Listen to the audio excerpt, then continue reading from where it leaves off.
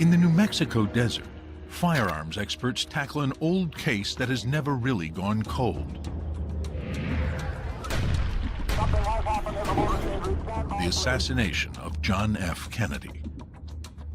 In 1964, one investigation found there was no conspiracy. 15 years later, a second investigation said there was. John, you ready?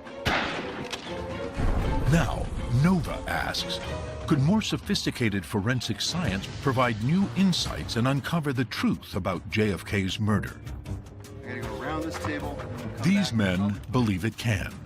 For 2 years, they've been working to reconstruct the Kennedy shooting. They're convinced that ballistics is the key to cracking the case. 59.5. The JFK case is the classic shooting reconstruction case. 55. It's probably the most historic case in the last century. Luke Haig has been a forensic scientist for 47 years. His specialty is firearms. 50 yards. Working with Luke Haig is another experienced ballistics expert, who also happens to be Luke's son, Mike Haig. Let's go ahead and do one of the vertical angle shots. We've got a nice area of the barrel right here that's cylindrical. My dad is in this business, and I grew up, even in grade school, going out and helping him with casework and research involving firearms. Mike Haig is an investigator with the Albuquerque Police Crime Lab. He also teaches shooting reconstruction all over the world. Let's do a handgun shot as well. This part of the class, we're looking at multiple different calibers and types of bullets going into cars. The Kennedy assassination is, unfortunately, not as easy in a way. It might seem that reconstructing the Kennedy shooting, which happened in broad daylight, should be simple. There were hundreds of spectators there, some 30 people taking photographs, over 50 law enforcement people in Dealey Plaza. You would think it would be the easiest case in the world to solve. Among the witnesses is a dress manufacturer with an 8mm movie camera, Abraham Zapruder.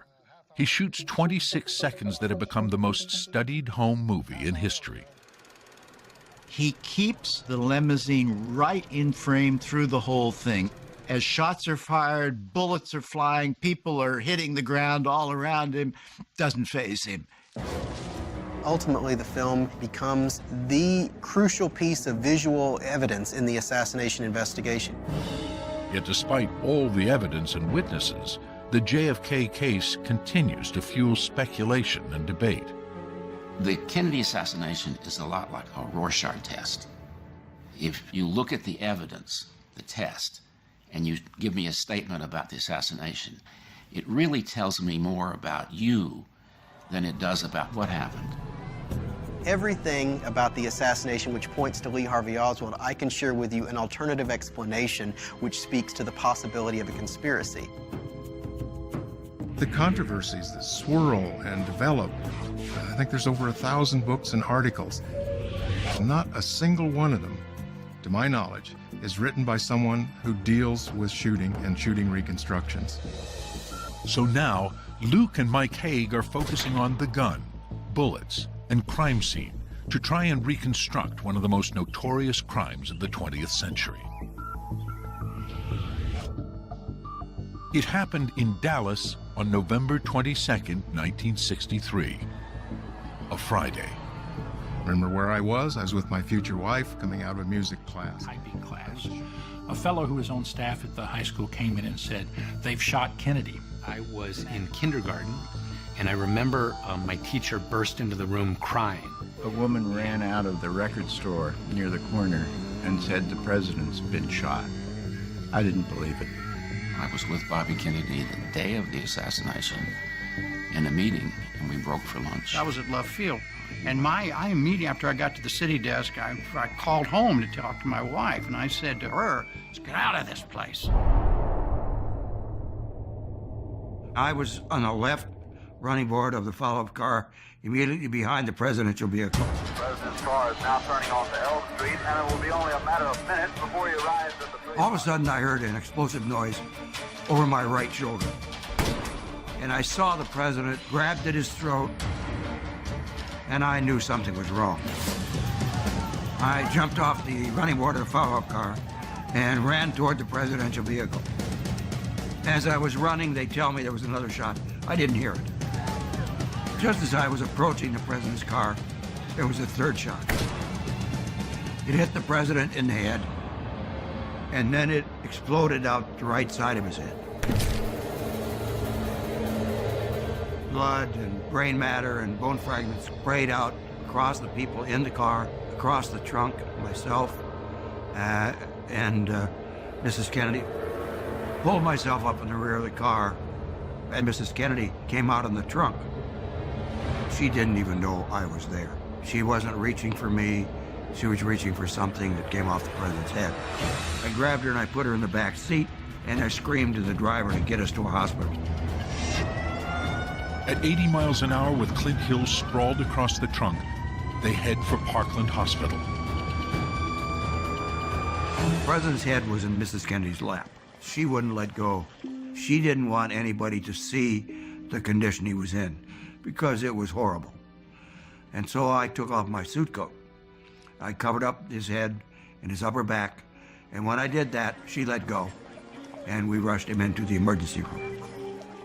The Dallas doctors tried to save him, but it was a hopeless case. There was simply no possibility. He'd lost too much brain matter. Texas Governor John Connally is also wounded. He will recover. Back at the crime scene, witnesses point to the Texas Schoolbook Depository. As police search the building, a TV news cameraman shoots this footage. Deputy Sheriff Luke Mooney, within about 45 minutes of the shooting, discovered 3 empty rifle cartridges. The fired cartridge cases can be tested and linked to a specific gun. The cartridge case holds the bullet, gunpowder, and a primer.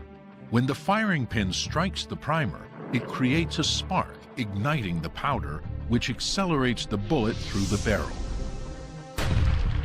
After the bullet leaves, the empty cartridge case is ejected from the gun, so the next cartridge can be loaded. The process of loading, firing, and ejecting marks the cartridge case with tiny scratches and gouges that can be seen under a microscope.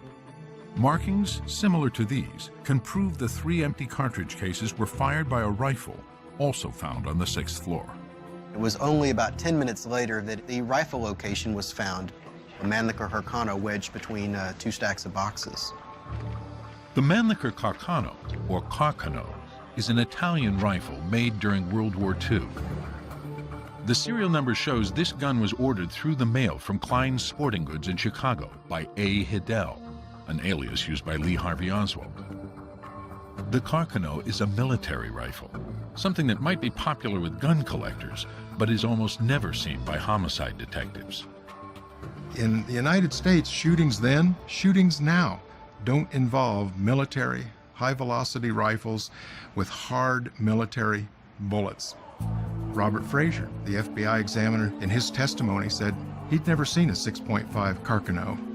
They had no ammunition for this kind of gun in their reference collection. This is the FBI. Might this highly unusual rifle have characteristics that can shed light on the Kennedy case? Luke and Mike Haig acquire one of these rifles for testing. This is a 6.5 millimeter Carcano. That was the proper pronunciation, although most Americans say Carcano. It's a mechanically operated bolt-action rifle. It has an offset, inexpensive telescopic sight. It's clear that for anyone planning an assassination, the Klein's ad offered far better guns. A rifle with a much easier lever action. An American military gun that could shoot 8 bullets without stopping. And a small, lightweight carbine that could fire 30 rounds as fast as the shooter could pull the trigger. By comparison, the bolt-action Carcano is slow and clumsy.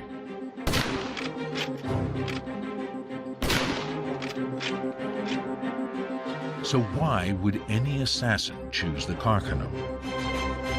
It's a matter of price. This was basically a little less than $13 for the rifle and a little more than $7 for the scope.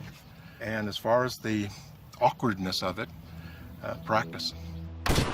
As they test the Carcano, Luke Haig discovers the bullet may be even more unusual than the rifle itself. So how did you feel about where the Unlike civilian bullets, it's made with a full metal jacket, a hard copper shell that surrounds a soft lead core.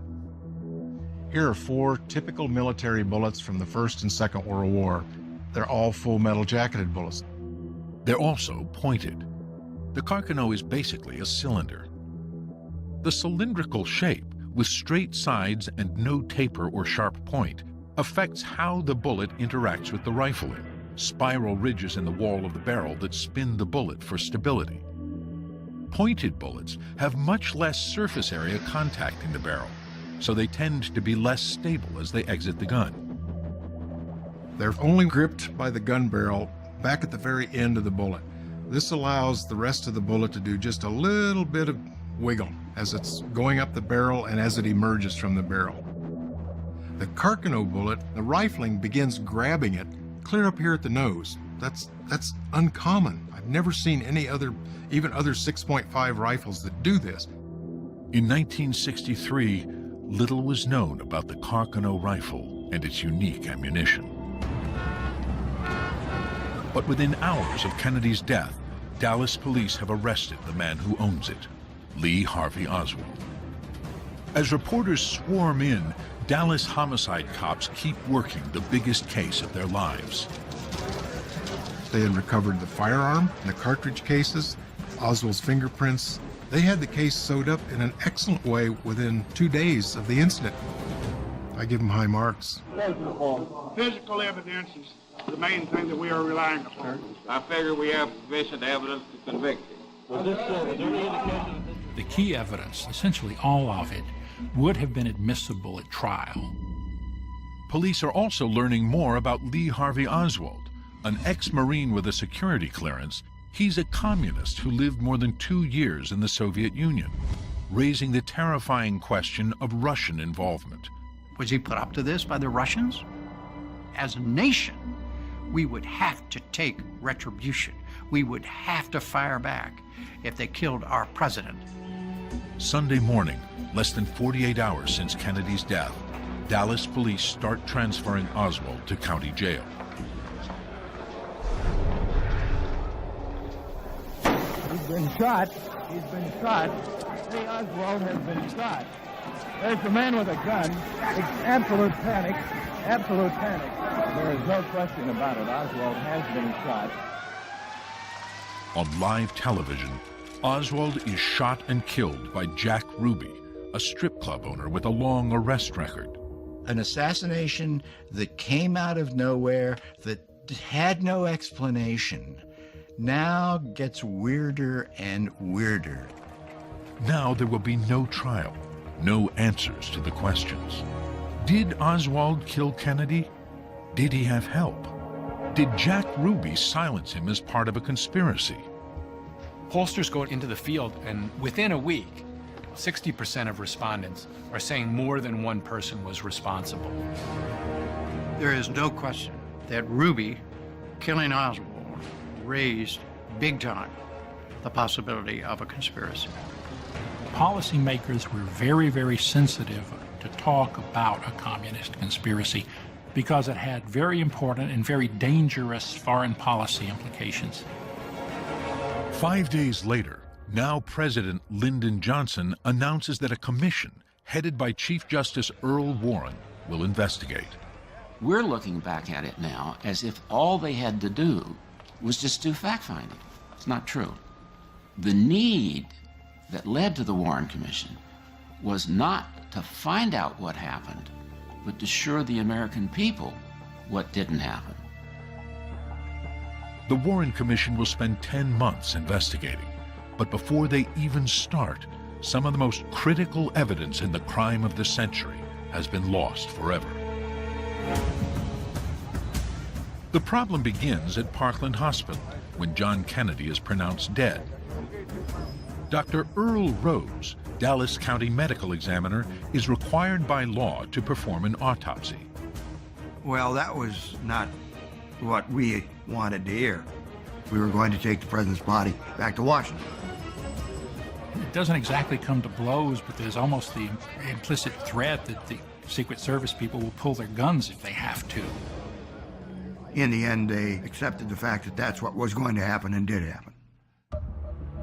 They take the body to Air Force One. We, the agents who brought the president there to Dallas, alive, vital, energetic, and now we're carrying his body in a casket in the presence of his now widow. It was very traumatic, quite emotional. Those Secret Service guys were just beside themselves, you know, trying their best to be cool and calm and professional. To lose a president, good God, there's nothing worse for a Secret Service agent. Then, when it seems like nothing else could go wrong for the Secret Service agents, something does. With the handles on, the casket was too wide to go through the doorway. As Jacqueline Kennedy waits, they break off the handles.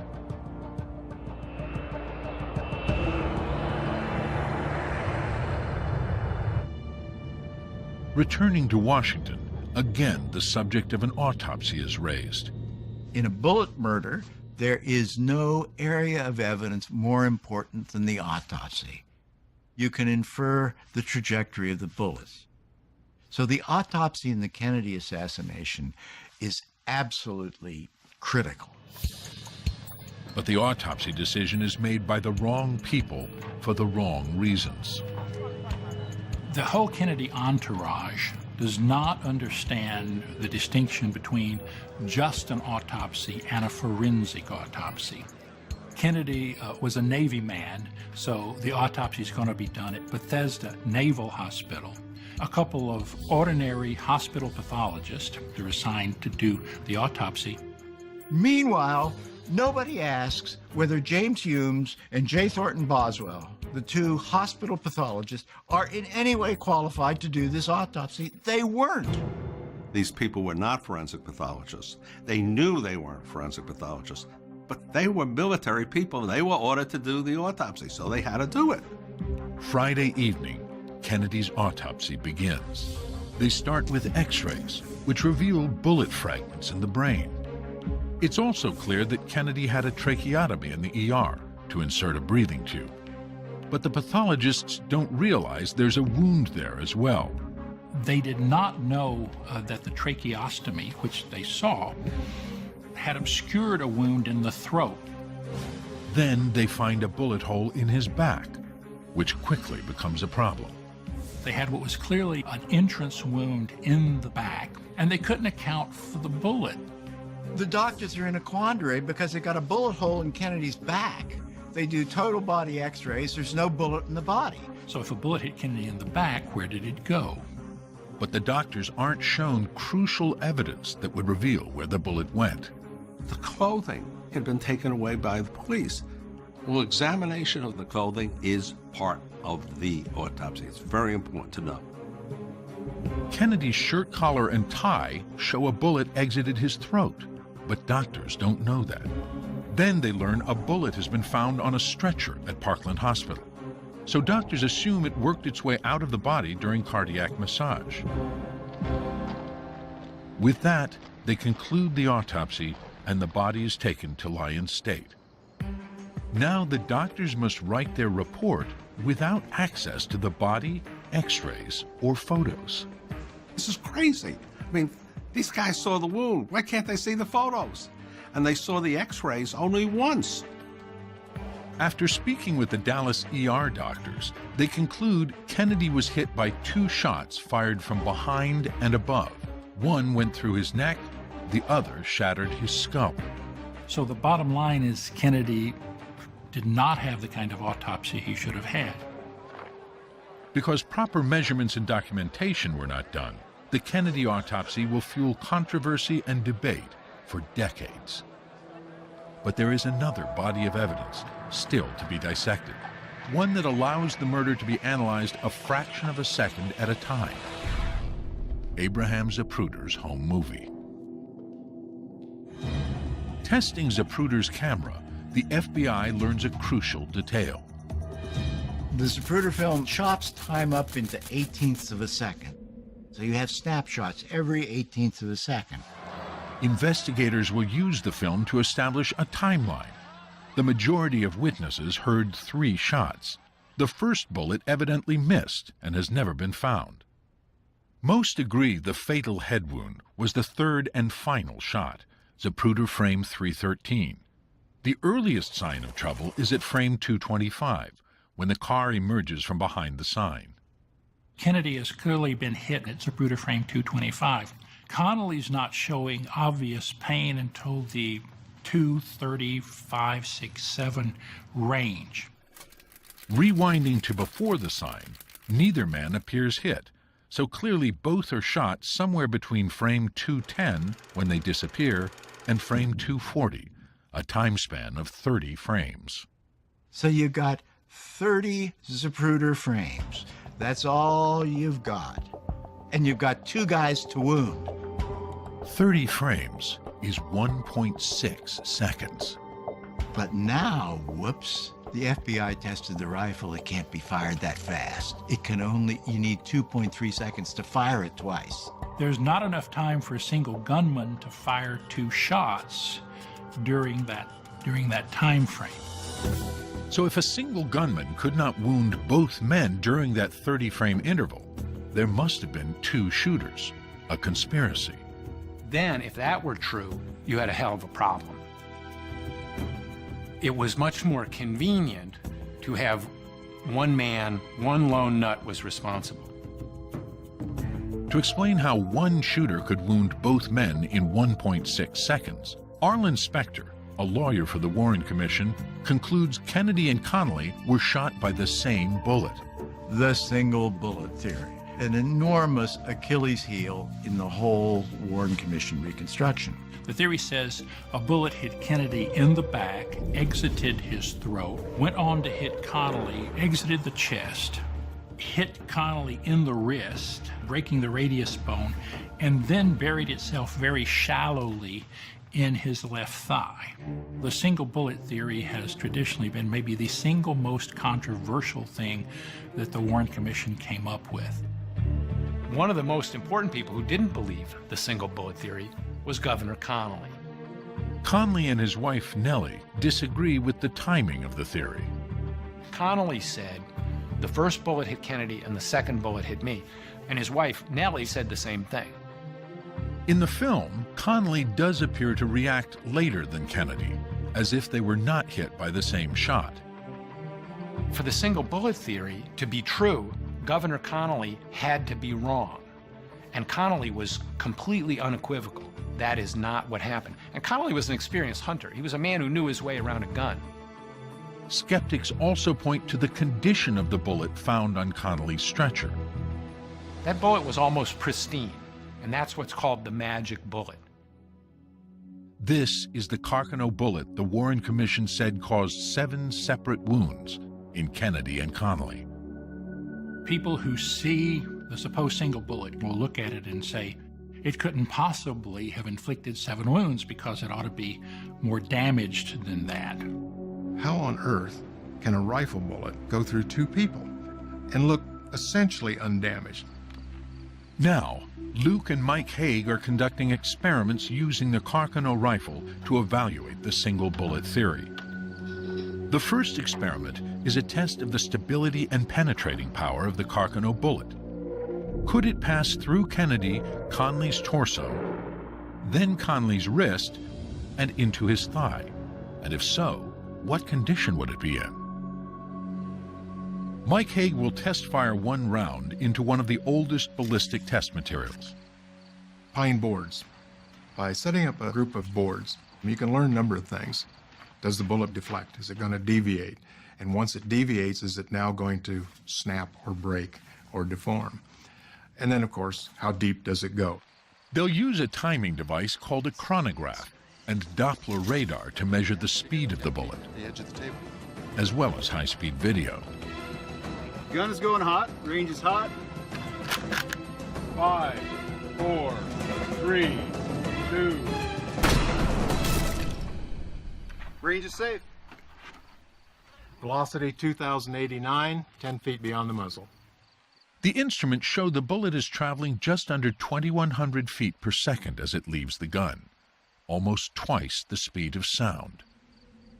High-speed video, recording 20,000 frames per second, shows the Carcano bullet is perfectly straight and stable as it hits the target. Good. Nice round hole. Okay, we can see our entry hole. The wood's intact. Nothing coming out the backside. Okay. Let's start from the back.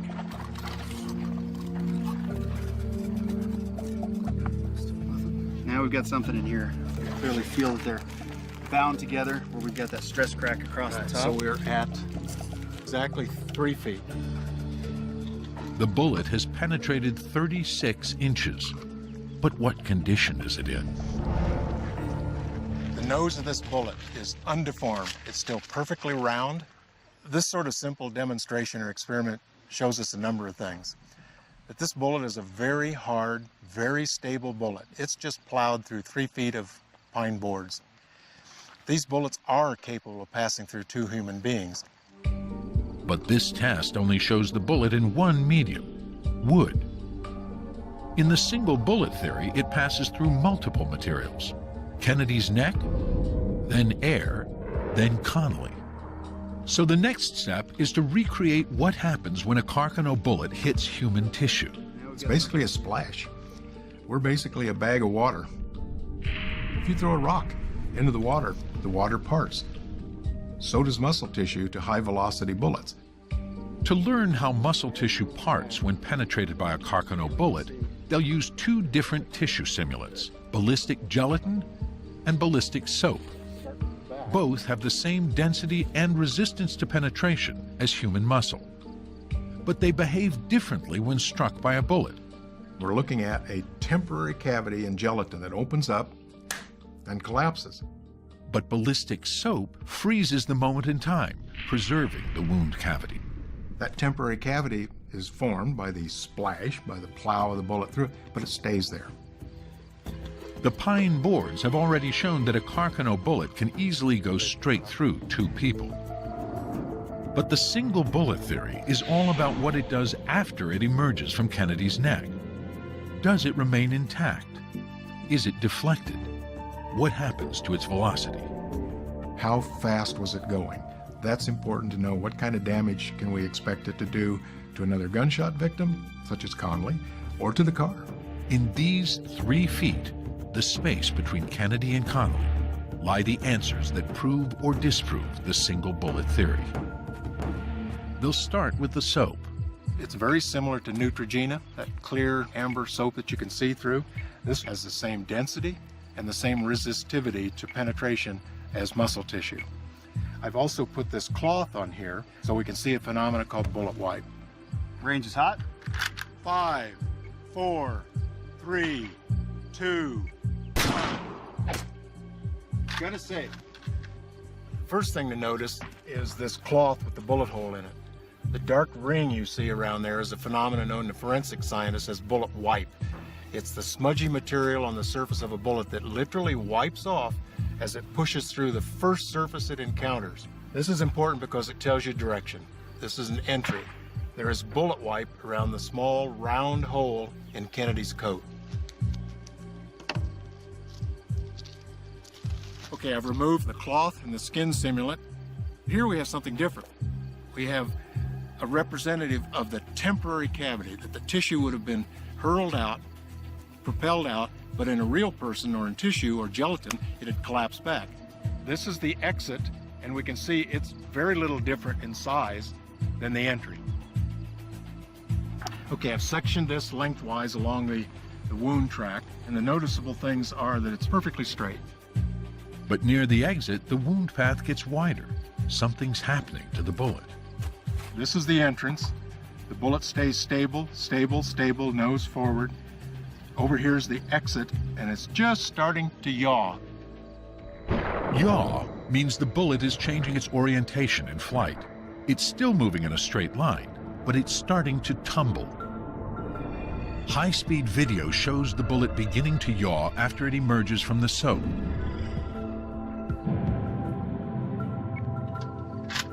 Now they try a shot through gelatin. Okay, on target. 5, 4, 3, 2, 1. The wound path opens up, then collapses. And just like firing through soap, the bullet goes into yaw. Oh, another yawing, tumbling bullet. It's almost in perfect yaw, maybe at 80 instead of 90.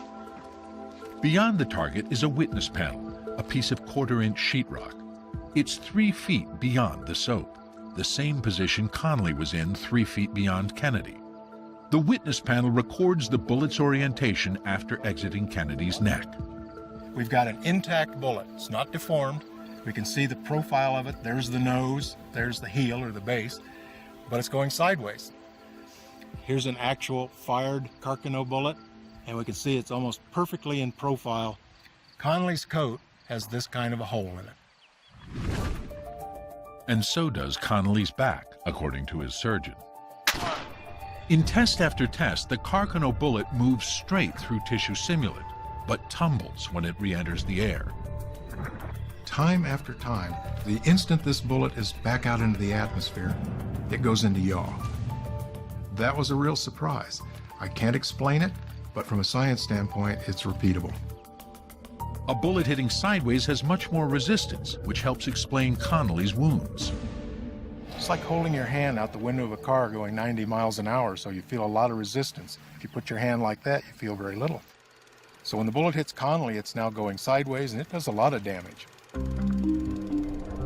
The sideways bullet has a bigger profile and is slowing down. That makes it easy for it to break bones without much damage to itself.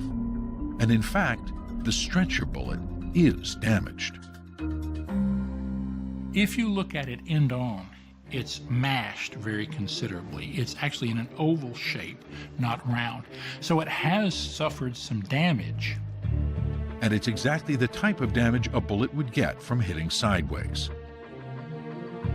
Operating on Connally's wrist, doctors found bits of lead. Luke Haig thinks the soft lead was squeezed out of the bullet's hard copper jacket like toothpaste from a tube, because it was going sideways. A soda can filled with soft plastic illustrates. If I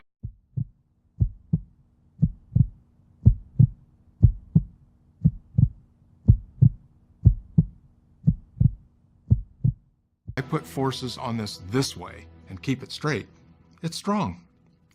If I put force on it like this, now it's going sideways, some of the lead gets squeezed out. Because now the bullet's sideways, when it hits hard bone, some of this breaks off. A straight line through JFK's neck, elliptical holes in Connally's back and coat with no bullet wipe, bits of lead in the wrist, a bullet noticeably flattened with lead bulging out the bottom, and tests showing the Carcano bullet consistently turns sideways. To Luke Haig, the single bullet theory adds up. There's no reason not to conclude that the single bullet theory as proposed by Arlen Specter is the correct one. But there's another Warren conclusion some find hard to accept, that the fatal headshot, the third shot, entered from the rear. It will take 12 years for this controversy to erupt, because the public has never seen the Zapruder film in motion until March 1975. This is very heavy. It's the film shot by the Dallas dress manufacturer Abraham Zapruder. When they're shown the film in motion, viewers are stunned to see the direction Kennedy moves when he's hit in the head. And now, at the bottom of the screen, the headshot. That's the shot that blew off his head. And as you can see clearly, the head is thrown violently backwards. Kennedy goes backwards like this, back into the left. He's thrown backwards into the left. If he's hit by a bullet from behind, why would his head go in the direction that the shot came from? It seems more likely that he was driven backwards by a bullet from the front. But the Warren Commission had been telling us all along he got hit in the back of the head. That convinced a lot of people there had to be a conspiracy, because they assumed he was thrown back into the left by a shot from the right front. If there was a shot from the front, then there were clearly two gunmen and there was some kind of conspiracy. And that tidal wave of public concern and anger, really, eventuated in the formation of the House Select Committee. In 1976, the House Select Committee on Assassinations begins investigating the murders of John Kennedy and Martin Luther King. 3 years later, many of their conclusions agree with the Warren Commission. Lee Harvey Oswald fired 3 shots. The first probably missed. The second hit Kennedy and Connally. The third, the headshot, killed Kennedy. But there is one major difference, and it's a bombshell. The House Select Committee finds there were 2 gunmen. There was a conspiracy. The evidence for this startling conclusion is audio recordings from a police motorcycle. Some say the recordings indicate a 4th shot, but they've been controversial from the beginning. Experts disagree about what's on the recordings, and the analysis of them has been roundly criticized. In 1982, the National Academy of Sciences examined the acoustic evidence. They concluded, no, these conclusions are simply invalid. And so the acoustic evidence, while I find it very interesting, I would say it's not decisive.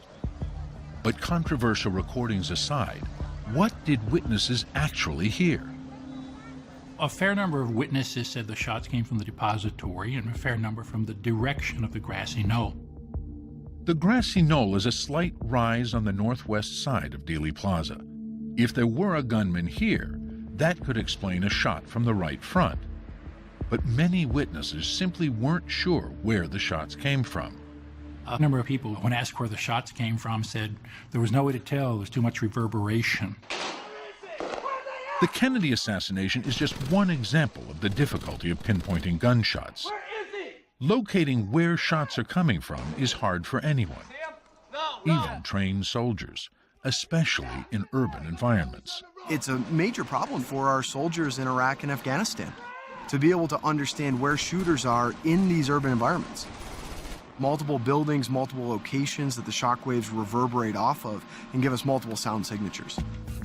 At New Mexico Tech, That's the muzzle west. Professor Michael Hargather studies shockwaves caused by explosions.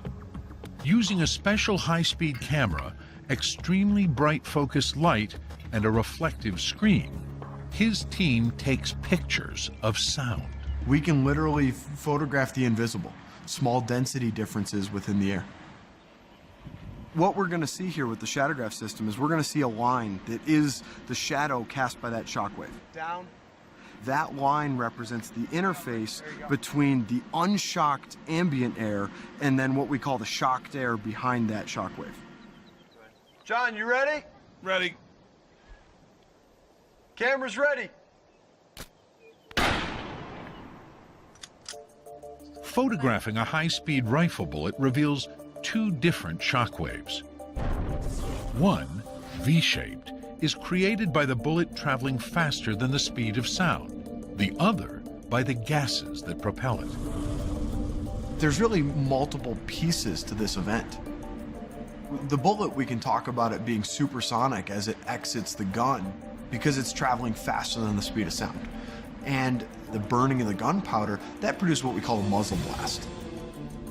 So with a supersonic rifle bullet like the Carcano, an observer can hear 2 sounds: the crack of the bullet passing, followed by the blast of the gun that fired it, like so. All bouncing and echoing between the buildings in Dealey Plaza. In a complicated geometry like Dealey Plaza in Dallas, you could get multiple shock reflections in that geometry. And so someone could hear multiple sounds from a single shot. But regardless of what people heard, was a shot from the grassy knoll even possible? To hit Kennedy from the right front, possibly explaining why he moved back and to the left, what trajectory would the bullet have had to take? In 1963, the Warren Commission had to calculate trajectories manually. Today, investigators have a different tool: 3D laser scanning. What the laser scanner does is it spins around and it makes millions and millions of laser measurements that are very, very accurate. And the result is it greatly enhances the data collection process at a crime scene. See, I want to do a high-res scan here. Laser scan specialist Tony Grissom is working with ballistics expert Mike Haig to create a 3D virtual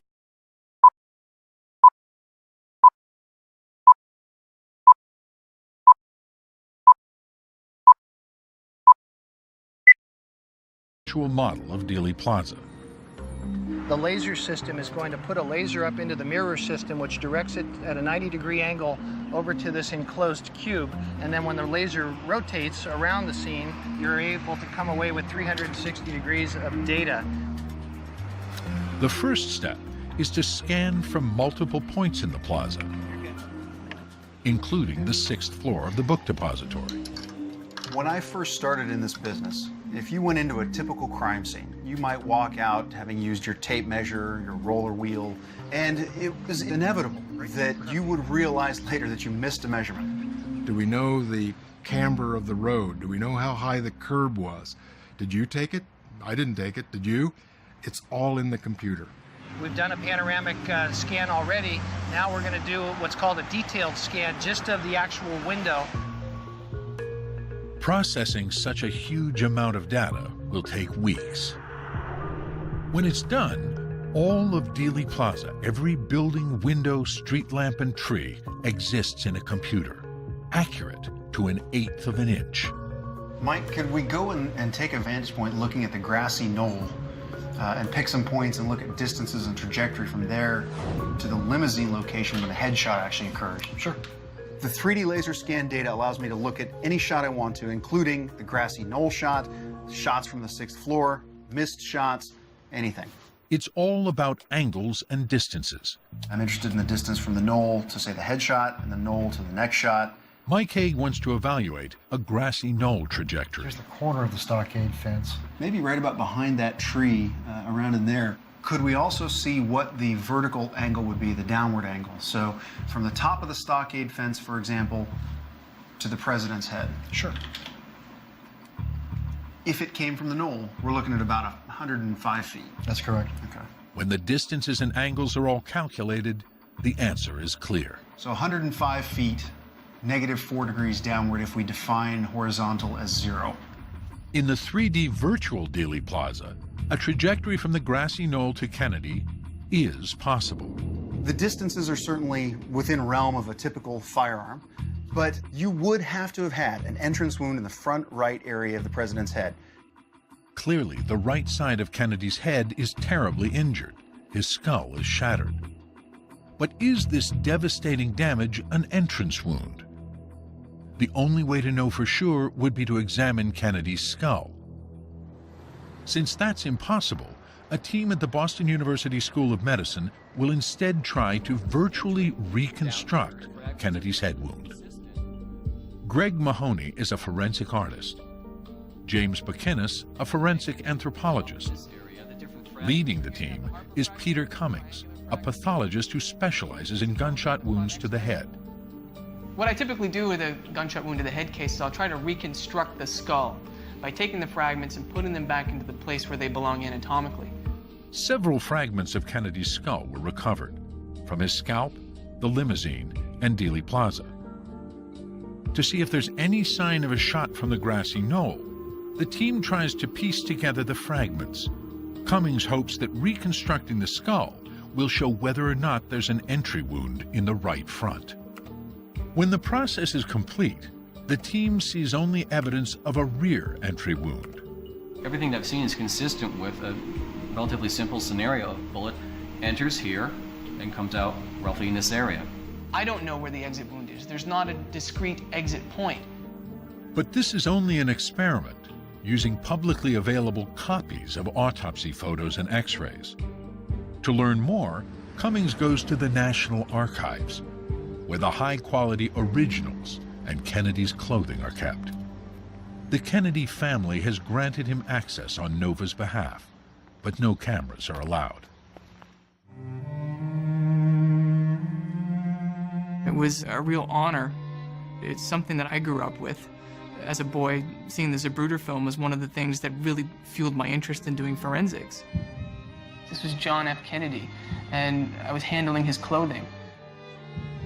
Even though I went there for a very specific reason, a scientific reason, certainly that moment wasn't lost on me. The photographs themselves are crystal clear. The sharpness is amazing. You can get a lot of detail from them, much better than anything you can find that's publicly available. Even so, they're not perfect.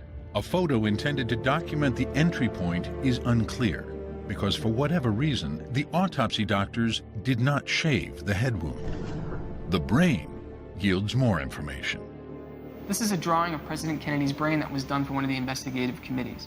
We see the wound track that extends from the occipital pole, the back of the brain, the back tip of the brain, all the way up through the front of the brain.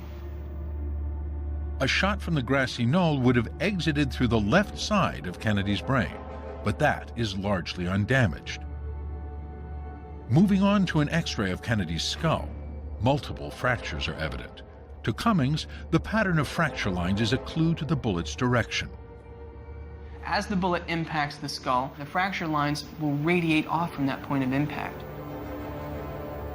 As that's happening, the head is also expanding from this incredible pressure wave that's occurring inside the head. In tests at the Biophysics Laboratory, an Army research center, Carcano bullets were fired into human skulls filled with ballistic gelatin. First, the impact of a bullet entering from the rear causes fractures to radiate forward. But almost at the same instant, a pressure wave inside the gelatin causes a second wave of fractures in a perpendicular direction, just like what Cummings sees on the Kennedy X-ray. So you have these long fractures that'll radiate out from an entry wound, and then you have these concentric fractures that happen perpendicular to the original fracture lines. If Kennedy had been shot from the grassy knoll, the primary fracture lines would radiate backwards from the front. But the X-ray shows the opposite. They radiate forward from the rear. Based on this fracture pattern in the skull, I think we can definitively say no, there is no shot from the side or from the front. But there is one lingering mystery. Where exactly was the entry wound? For 50 years, confusion over its precise location has fueled controversy. The autopsy doctors said it was low. The House committee put it 4 inches higher. One scientist thinks the autopsy doctors were right. Larry Sturdivant is an expert in wound ballistics. He worked at the Army's biophysics lab where the skull tests were done. Sturdivant thinks the House committee assumed there must be a straight line from the bullet's entry to exit in order to line up with the 6th floor window. Probably the reason that they developed the higher impact point was simply to explain the fact that that sort of line could line up with the schoolbook depository window. I don't know why they assumed that it had to make a straight path. In the test at the biophysics lab, Carcano bullets did not follow a straight path inside the skull because they were deformed on impact. The bone is hard enough and strong enough and dense enough to deform the bullet. When it destabilizes, it begins to yaw. As soon as it begins to yaw, it develops a lift force, like an airplane wing, and it will inevitably take a curved path. This is consistent with the physical evidence. The bullet that hit Kennedy's head fragmented, leaving pieces in the brain and in the car. Sturdivant thinks the pressure wave created by the bullet inside the brain also explains Kennedy's movement backward. The tissue inside the skull was being moved around. It caused a massive amount of nerve stimulation to go down his spine. Every nerve in his body was stimulated. Now, since the back muscles are stronger than the abdominal muscles, that meant that Kennedy arched dramatically backwards.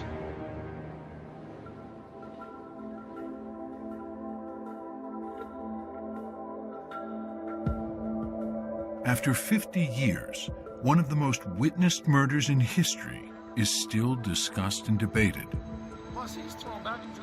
Science can explain some things.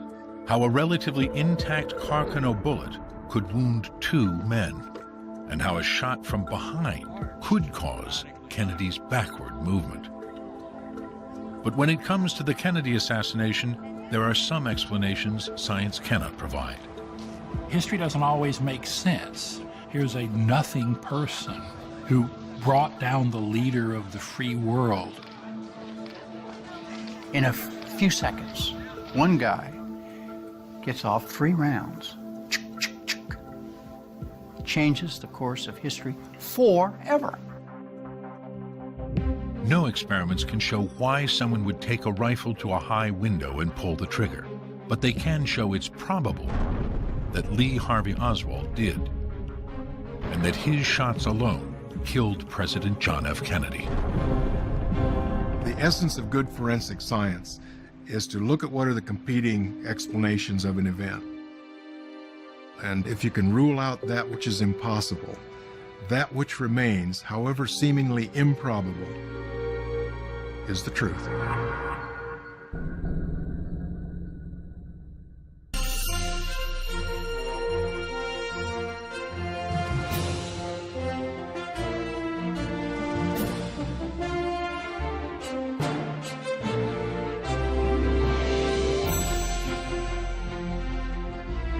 This Nova program is available on DVD. To order, visit shoppbs.org or call 1-800-PLAY-PBS. Nova is also available for download on iTunes.